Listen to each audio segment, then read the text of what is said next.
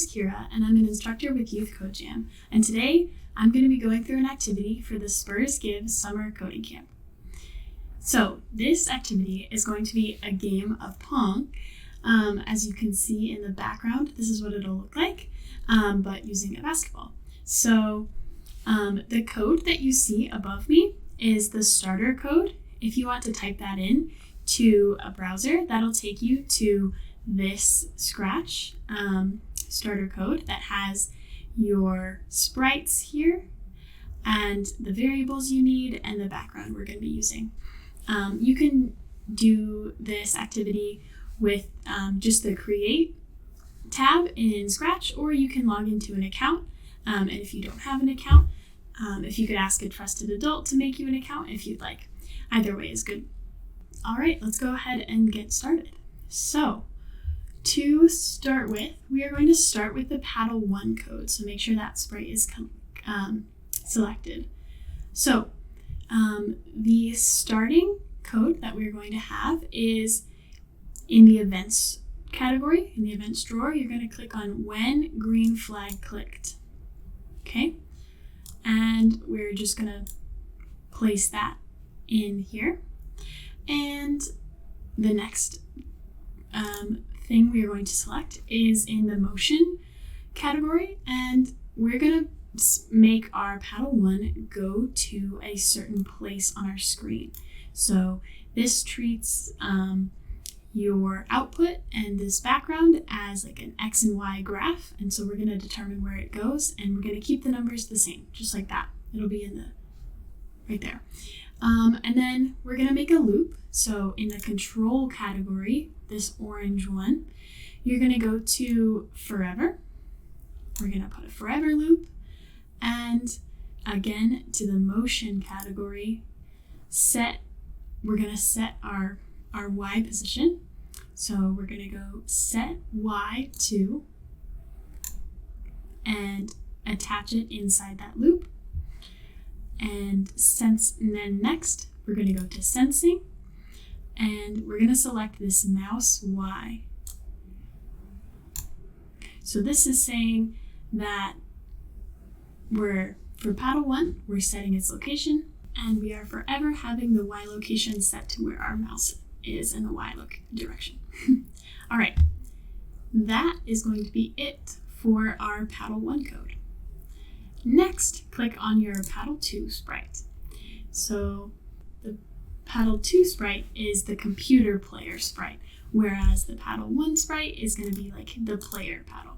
So in Paddle 2, we're going to start with the same event. So back in our events category, we're going to place the when green flag clicked, and then again set location, its initial location, by selecting the go to X and Y, and we're going to keep those numbers the same. Attach that underneath. Then we're going to go to the control category, again select a forever loop and attach that underneath. Then again in the control category, we're going to select an if else block and put that inside the forever loop, nest that in there. And then this little pointy block, we are going to go to our green operator category and select the comparison category, and we're going to click the the greater than one, that first one, and put it right in that pointy block. And then inside this first value, we're going to go back over to sensing. And once you've selected this, the block that says backdrop and has a little hashtag of stage, we're going to click on this drop down menu where it says stage and select ball instead. And our first part will change to X position, and that's what we want it to say. So we'll keep it just like that. And then it's greater than 50. So we're going to keep that 50 the same as well. And then inside this if, we're going to put another motion block. So go back to the motion category, and we are going to select glide. So it'll be the second glide block in your motion category, and we're going to change the value where it says 1 to 0.09. Okay, seconds to an X and a Y position. So the X is going to stay at 200. The Y position is going to be one of the sensing blocks, so back in the sensing category, and we're going to select again the block that looks like this, and I'm going to place it, nest it right inside that Y value where it says backdrop of stage. I'm going to click down on the drop down menu of stage, select ball, and instead of X position, we're going to use Y position. So it should look just like that. Awesome. And then in this else space down here, we're also going to select a glide motion. So back in the motion category, we're going to again select the second one down, and we're going to replace where it says 1 with 0.2 seconds to an X position of 200 and Y of 0. So we're going to keep that just the same. And that is all for the code for the computer player paddle. So now we've got 2 down. We've got the player paddle, the computer paddle, and next we're going to the ball. So the ball is definitely the most amount of code. So stick with me. We can definitely do it. So what we're going to do first, again, is go to our events and get our when green flag clicked. We're going to set up initial values for the score. So we have some variables already made for you. So what you're going to do is go to set player 1 score, P1 score, and we're going to take 2 of those blocks, and we're going to change the second one to P2 score. So we've got player 1 and 2 scores both set to 0. And we're going to start the ball, using a motion block. And we're going to select go to X and Y of 0. And that'll start it right in the center where we want it. Now, for the code that will bounce it off the paddles, we're going to go to the control category and select a forever loop and attach it underneath. And inside that forever loop, we are going to select an if block and put it inside just like that. And for this little pointy piece, again, we're going to go to the operators and select an OR block. So there will be another pointy block like this that has 2 options and an OR in the middle. Now, for the first option, we are going to go to sensing and select touching. And sometimes this happens. So it's really important that the blocks go in a specific order when you're kind of nesting them. So I'm gonna drag it back like this, and carefully it'll light up if it's in the right spot, and that's what I want it to do. So if it's touching, where it says mouse pointer, I'm gonna hit the drop down menu and go to paddle 1. So if it's touching paddle 1, or again, I'm gonna grab the touching, make sure it's highlighted in that second option, and select paddle 2. So if the ball is touching paddle 1 or paddle 2, now for the inside the if statement, we're going to go to the sound category, and we're going to select start sound and attach it inside there. And we're going to have the boing sound, which when we have the game set up, we'll see what it sounds like. Next, we're going to go to our motion category again and select point in direction, this first one. Drag that there, and inside this, we are going to place a math operator, and we're going to place the addition one. So drag that to where it says 90, and then we're going to place another math operator inside this first option. We've got like a nested math equation, and we're going to select the multiplication block, which instead of an X is this little asterisk, the third one down. And we're going to place that in the first block. So it should look just like that, where you've got a multiplication and then an addition. So inside the first option for the multiplication section, we're going to go to the motion block and select direction, and that will be in that first one. Inside this multiplication, we're going to type -1. So we're multiplying the direction that it's going times -1. Then you're going to add. I want you to go back to the operators category, and we're going to go to pick random. Drag that in that section, and we're going to change the numbers. The first one will be -5 to 5, just regular +5. The last part of this if block will be in the control section. The first one where it says wait 1 second, and we're going to change that to 0.5 seconds. Awesome. We've got this first section done. So I'm going to scroll down a little bit, and what I'm going to do is add another if block underneath this one. So I'm still in the control category, and I'm going to place it just like so. Yep, just making sure. All right. The next if statement or possibility is if the ball is touching the player 1's goal. So over in sensing, I'm going to go back to touching, that first one, drop down menu, player 1 goal.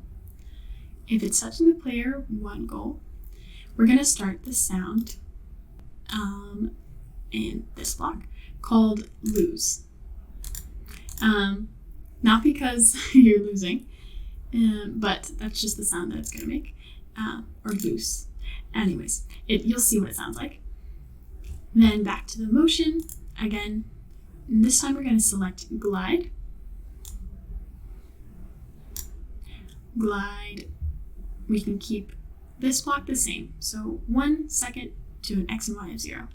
Okay, and then to change the score, we're going to go back to our variables, and this time select the change P1 score, attach that underneath. Oh, change player 2 score, so we're going to change that, and we're going to change it by 1. So every time it touches the goal, the edge here, the other player, or the score will go up by 1. Okay, and then we're going to make a similar if block for if it touches the player 2 goal. So I'm going to again take an if block, make sure it's inside that bigger forever loop, go back to sensing, again, that first one touching, this time player 2 goal. Then we're going to start sound again in the sound category, back to the motion category, and this one will be the same. And then variables, this time keeping it as player 1, changing player 1 score by 1. So that is the first part of our ball code. So now I'm going to scroll over a little bit and start another block of code over here. It doesn't matter where you place it. Scratch will read a block wherever it is. So I'm going to go back to our events and get another header block for our next part of the code. I'm going to go to when space key pressed.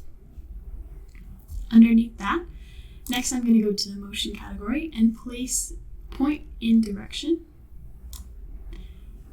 and attach that underneath. And I'm going to change where it says 90. You can see it's got an angle measurement here. You can see the different angles. So you can drag it, but you can also type in here, which I find a bit easier. You're going to change it to 45. Next, you're going to select the go to an X and Y position block and attach that underneath and keep it at 0, 0.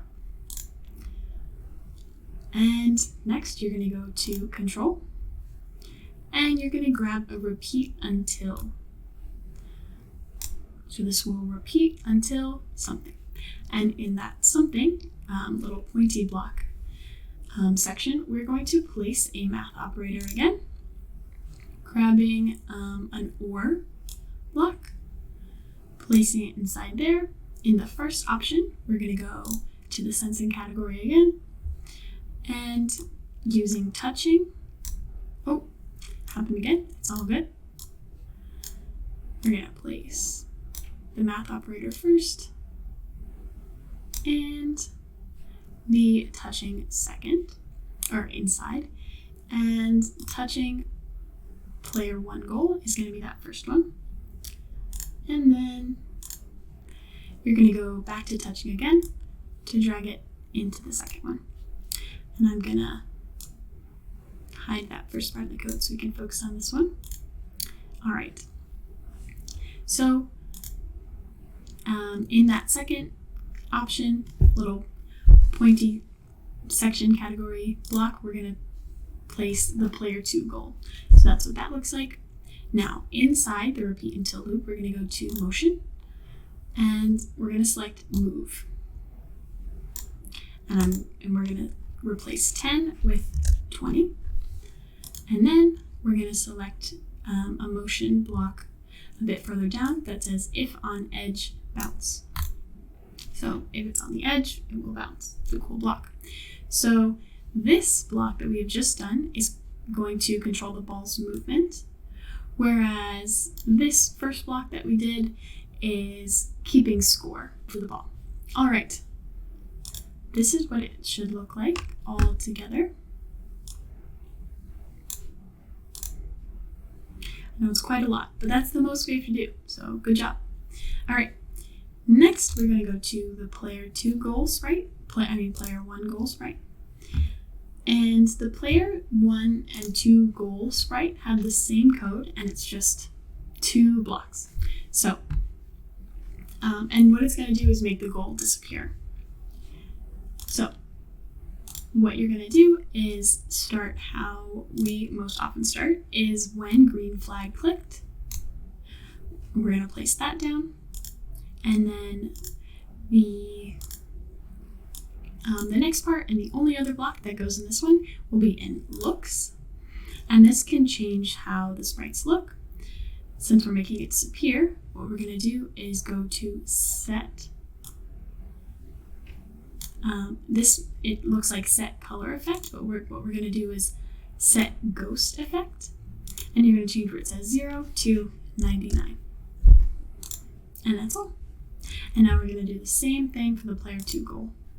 So I'm going to select when green flag clicked, go to the looks category, set effect, select ghost from the drop down menu, and replace where it says 0 with 99. And that is all. We are done. So we have our 5 sprites code, and I can show you what the game will look like. So I'm going to press my green flag, which will initialize like we have with all our codes, and I'm going to begin. So the way that we play this game is with the space bar to start. Oh, and as you can see, the computer paddle already has 1 point. So the goal is just like a Pong game, just like that. The computer's pretty good. You may talk about editing the numbers to adjust the computer's abilities versus the player paddle, but that's how you play. Thank you for doing this activity.